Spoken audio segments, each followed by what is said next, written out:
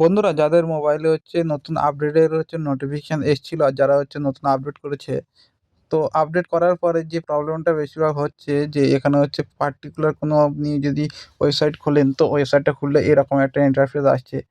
তারপরে আমি আরেকটা ওয়েবসাইট খুলে দেখাচ্ছি। তো এইসব ওয়েবসাইটগুলো আমি ট্রাই করছিলাম, তো খুলছিল না। তো আমি বলে দিই যাদের এইসব প্রবলেম হচ্ছে তাদের জন্য কী করতে হবে, তারা ব্যাক করে কোনো ব্রাউজারটা ওপেন করবেন।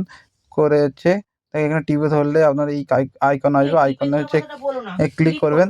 ক্লিক করার পরে দেখেন স্টোরেজ অ্যান্ড ক্যাশে আছে, যে এখানে আপনারা ক্লিক করবেন। করার পরে দেখেন ক্লিয়ার কেস আছে। ক্লিয়ার কেসে এখানে ক্লিক করেন। করার পরে স্টোরেজে আসেন। স্টোরেজে এসে ক্লিয়ার অল ডেটা করেন। এখানে ওকে করেন। করার পরে আপনারা সিম্পল ক্রোম ব্রাউজার থেকে ব্যাক করে যান, গিয়ে আবার ক্রোম ব্রাউজারটা ওপেন করেন। করার পরে দেখেন আপনারা ইমেল আইডি দিয়ে এখানে সাইন আপ করে নেন।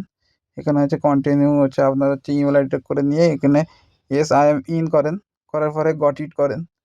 করার পরে আপনারা সিম্পল কিছুক্ষণ ওয়েট করে আবার ক্রোম ব্রাউজারটা ওপেন করে নেন। গিয়ে এবার দেখেন যে আপনাদের যেসব ওয়েবসাইটগুলো খুলছিল না সেসবগুলো খুলছে কি।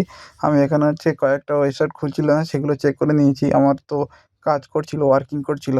তো আপনাদের যাদের এইসব প্রবলেম আছে অ্যাকচুয়ালি, তো তারা আপনারা এই ট্রিকটা ইউজ করে আপনাদের এই প্রবলেমটা সলভ করতে পারেন। যদি ভিডিও ভালো লাগে তো লাইক কমেন্ট করবেন। ধন্যবাদ।